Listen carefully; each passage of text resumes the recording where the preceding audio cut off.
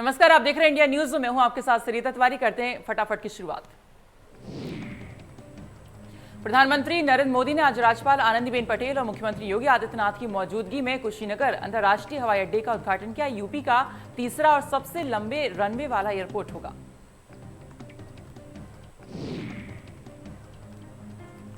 PM ने कहा कि कुशीनगर आस्था और प्रेरणा का केंद्र है। कुशीनगर आज सीधे दुनिया से जुड़ गया है। सबके साथ प्रयास से देश का विकास हो रहा है। पीएम मोदी ने कहा कि देश सबका साथ सबका विकास कर रहा है। साथियों, कुशीनगर एयरपोर्ट दशकों की आशाओं का परिणाम है।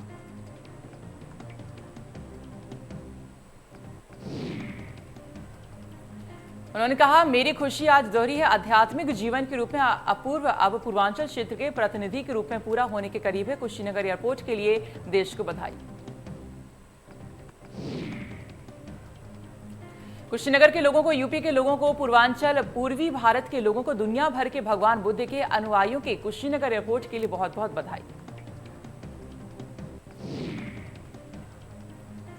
इसके अलावा पीएम मोदी ने कहा कि भगवान खुशियों को विकसित करने के लिए बेहतर कनेक्टिविटी के लिए श्रद्धालुओं की सुविधा के निर्माण पर आज विशेष ध्यान दिया जा रहा है। कुशीनगर एयरपोर्ट बनने से किसानों, दुकानदारों, उद्यमियों को सभी को लाभ मिलेगा। प्रधानमंत्री ने कहा कि भगवान बुद्ध की जन्मस्थली लुम्बिनी यहां से बहुत दूर नहीं है। कपिलवस्तु भी बिल्कुल पास में ही है। भगवान बुद्ध ने जहां पहला उपदेश दिया, वो पावन भूमि सारनाथ भी 150 किलोमीटर के दायरे में आ जाती है।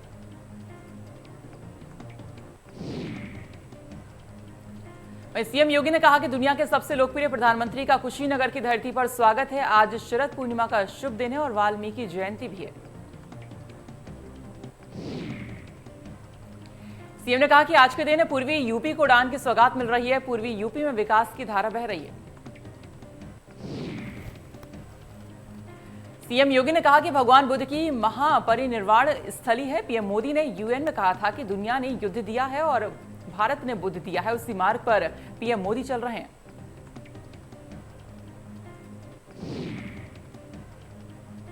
लखनऊ वाराणसी एयरपोर्ट फंक्शनल था, अब कुशीनगर भी फंक्शनल हो चुका है। पीएम मोदी का हवाई चप्पल पहनकर सफर करने वाले लोगों के लिए तोहफा है। अयोध्या को भी इंटरनेशनल एयरपोर्ट बनाने के लिए युद्ध स्तर पर तैयारी चल रही है। सीएम योगी ने कहा कि यूपी में 11 एयरपोर्ट पर काम जारी है।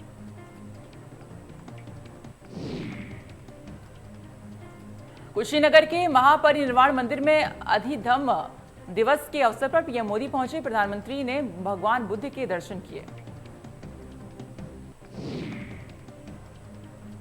पीएम मोदी ने भगवान बुद्ध की लेटी हुई प्रतिमा का दर्शन किया। उन्होंने भगवान बुद्ध से जुड़ी प्रदर्शनी का अवलोकन भी किया और उसके बाद उन्होंने निर्वाण स्थली पर स्थित मंदिर में दर्शन किए। पीएम मोदी ने महापरिनिर्वाण मंदिर में पेड़ भी लगाए।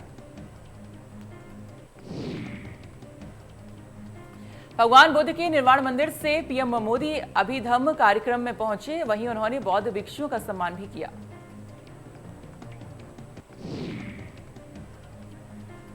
पीएम मोदी ने कहा कि हम सभी जानते हैं कि श्रीलंका में बौद्ध धर्म का संदेश सबसे पहले भारत से सम्राट अशोक के पुत्र महेंद्र और पुत्री ने लेकर गए थे।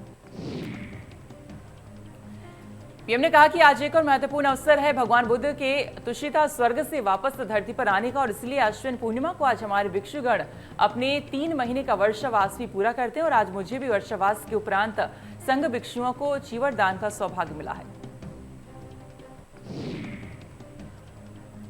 अखिलेश यादव और ओम प्रकाश राजभर की हुई मुलाकात, एक साथ मिलकर चुनाव लड़ने के दिए संकेत। राजभर ने ट्वीट कर दी जानकारी।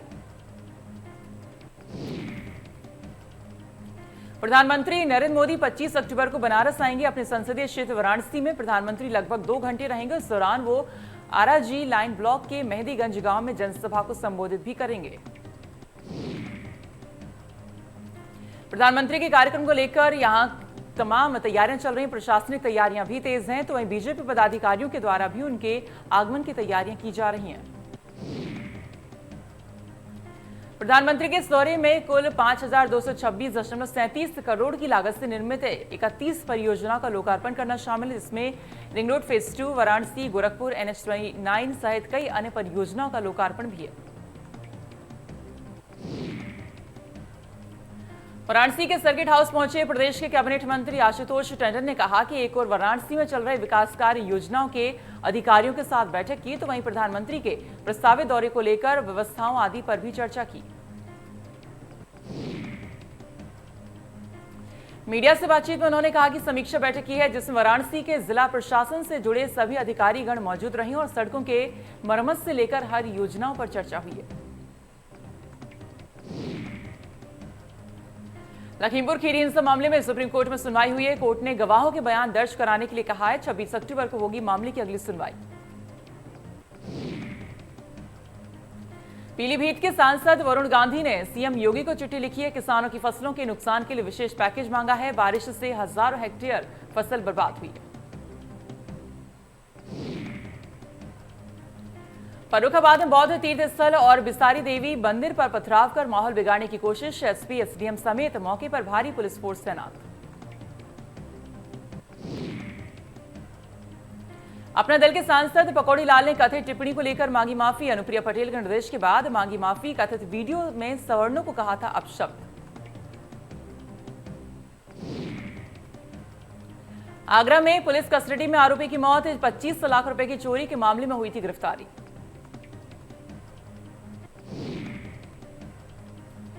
सपा राष्ट्रीय अध्यक्ष अखिलेश यादव ने किया ट्वीट, कहा भाजपा सरकार में पुलिस खुद अपराध कर रही है। साथ ही कहा पुलिस ही अपराध करेगी तो अपराध कैसे रुकेगा।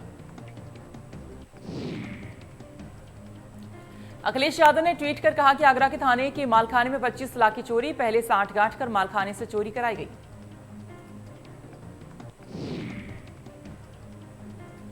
आगरा में पुलिस कस्टडी में मौत का मामला। कस्टडी में मौत पर प्रियंका गांधी ने किया ट्वीट, कहा किसी को पुलिस कस्टडी में पीट पीट कर मार देना कहां का न्याय है। कांग्रेस महासचिव प्रियंका गांधी ने किया ट्वीट, वाल्मीकि जयंती पर दी शुभकामनाएं। कहा वाल्मीकि जी का जीवन प्रेरणा का स्रोत है। बिजनौर में रेप पीड़िता ने किया आत्मदाह का प्रयास। आरोपी की गिरफ्तारी न होने से नाराज थी। कई दिन से पीड़िता थाने के चक्कर काट रही है।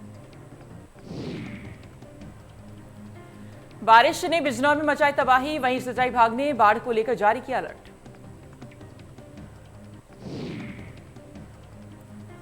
कालागढ़ रामगंगा डैम से छोड़ा गया 10,000 क्यूसेक पानी। 24 से ज्यादा गांव बाढ़ में खतरा बढ़ा।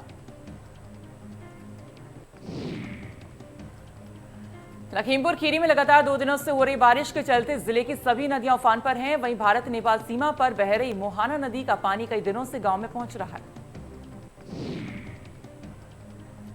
भारत नेपाल सीमा पर बसे गांव चोगुर्जी, नया पिंड, बेला पर सुवा का चोफरी, रन नगर, गंगानगर समेत कई गांव टापू में तब्दील हो गए हैं। लोगों का एक गांव से दूसरे गांव आना जाना बंद हो चुका है।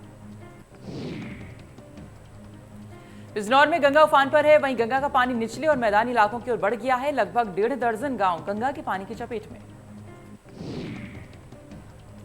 गंगा के पानी से हजारों बीघा फसल नष्ट होने के कगार पर है। कई इलाकों के मार्ग तालाब में तब्दील।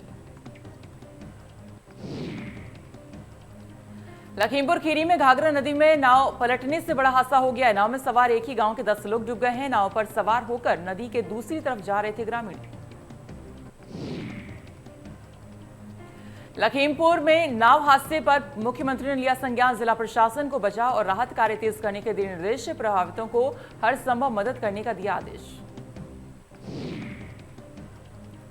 मुरादाबाद में पहाड़ी इलाकों में हो रही लगातार बारिश का असर दिखने लगा है। कोसी और रामगंगा नदी दोनों ही उफान पर हैं।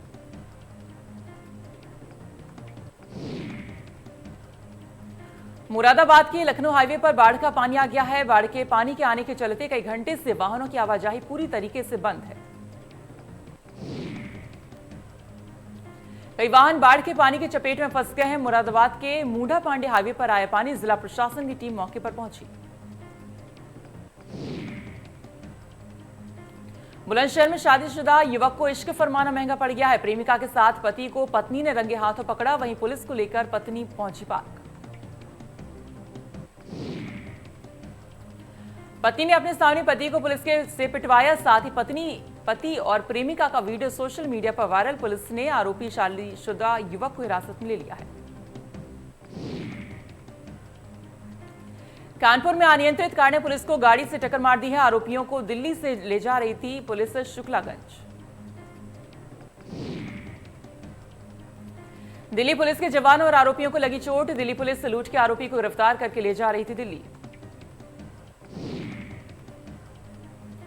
बिजनौर में बेकाबू ट्रक ने बाइक सवार को मारी टक्कर। बाइक पर सवार 2 युवकों की मौके पर ही मौत। मौके पर पहुंची पुलिस ने दोनों शव को कब्जे में लेकर पोस्टमार्टम के लिए भेजा। बिजनौर में शराबी सिपाही की शराब पीने की वीडियो वायरल होने का मामला। एसपी डॉक्टर धर्मवीर सिंह ने सिपाही दिनेश राणा को किया लाइन हाजिर। 4 दिन पहले सिपाही वर्दी पहनकर पी रहा था शराब।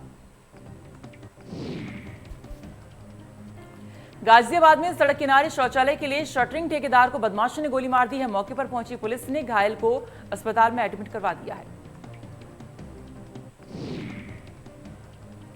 अलीगढ़ में अज्ञात हमलावरों ने मजदूर के साथ की मारपीट। युवक की उपचार के दौरान हुई मौत। आक्रोशित परिजनों ने शव रखकर NH 91 किया जाम।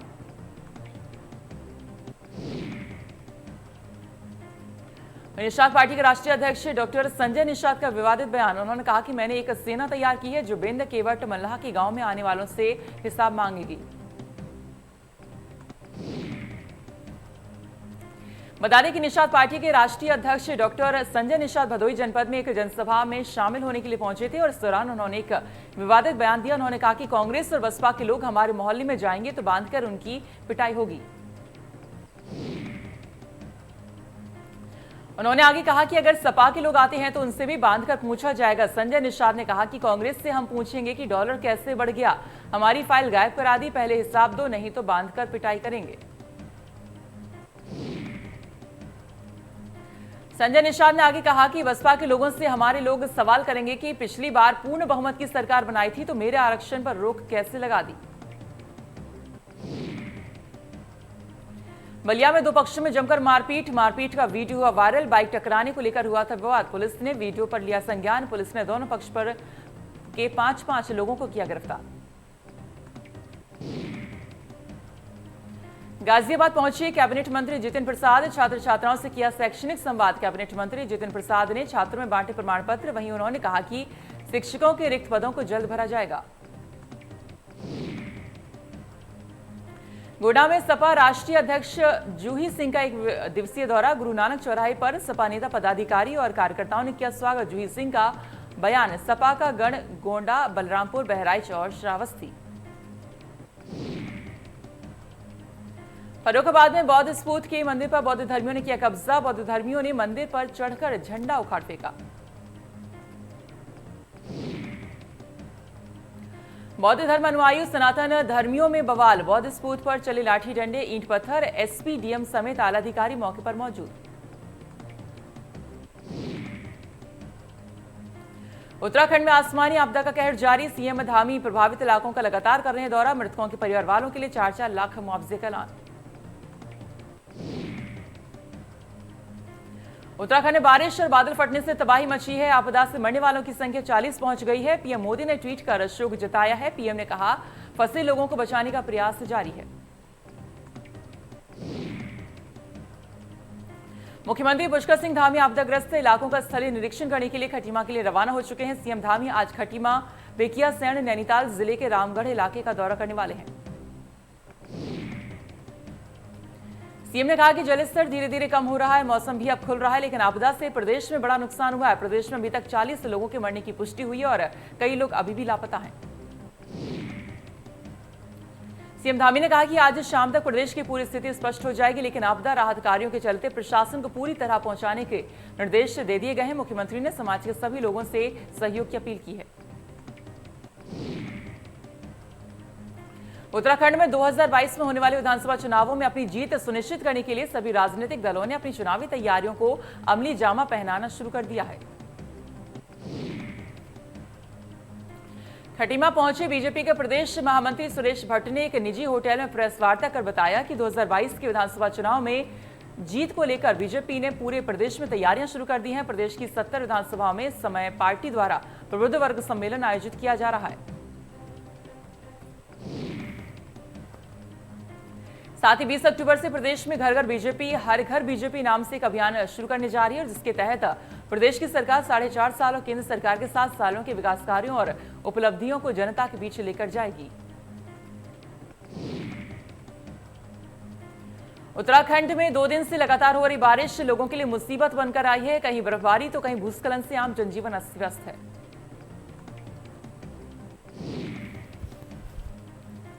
रुद्रपुर में भी बारिश ने तबाही मचाई है। ऊधम सिंह नगर जिले के सभी क्षेत्रों में बारिश ने जमकर कहर बरपाया। वहीं भारी बारिश के चलते पानी लोगों के घरों में घुस गया है। निचले इलाकों में पानी घर को अपनी चपेट में ले लिया है। कई जगह लोग घरों में ही फंस गए हैं। बारिश का प्रभाव इतना तेज था कि जब तक लोग कुछ समय पाते पानी ने सबको घेर लिया।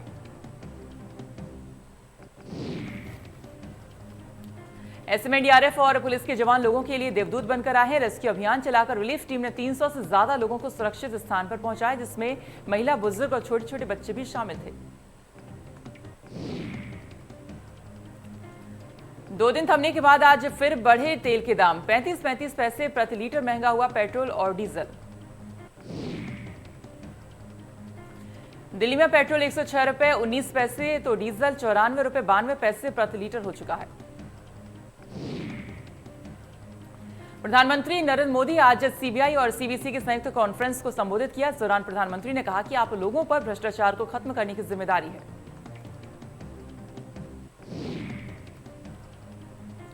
पीएम मोदी ने कहा कि बीते 6-7 सालों के निरंतर प्रयासों से हम देश में एक विश्वास कायम करने में सफल हुए हैं कि बढ़ते हुए करप्शन को रोकना संभव है। बिना कुछ लेन देन के, बिना बिचौलियों के सभी सरकारी योजनाओं का लाभ मिल सकता है। प्रधानमंत्री मोदी ने कहा कि आज हम भारत की आजादी का अमृत महोत्सव मना रहे हैं। आज हम good governance, pro people, proactive governance को सशक्त करने में जुटे हैं। पीएम मोदी ने कहा कि न्यू इंडिया अब यह भी मानने को तैयार नहीं है कि भ्रष्टाचार सिस्टम का हिस्सा है, उसे सिस्टम में स्मूथनेस चाहिए। पीएम ने कहा कि आज 21वीं सदी का भारत आधुनिक सोच के साथ ही टेक्नोलॉजी को मानवता के हित में इस्तेमाल करने के बल देता है। न्यू इंडिया इनोवेट करता है, इनिशिएट करता है और इंप्लीमेंट करता है। पीएम ने कहा कि आज देश में जो सरकार है वो देश के नागरिकों पर ट्रस्ट करती है, उन्हें शंका की नजर से नहीं देखती है। इस भरोसे ने भी भ्रष्टाचार के अनेकों रास्तों को बंद किया है। देश में कोरोना के खिलाफ जंग जारी है। देश में अब तक कोरोना वैक्सीन की करीब 99.12 करोड़ डोज लगाई जा चुकी हैं।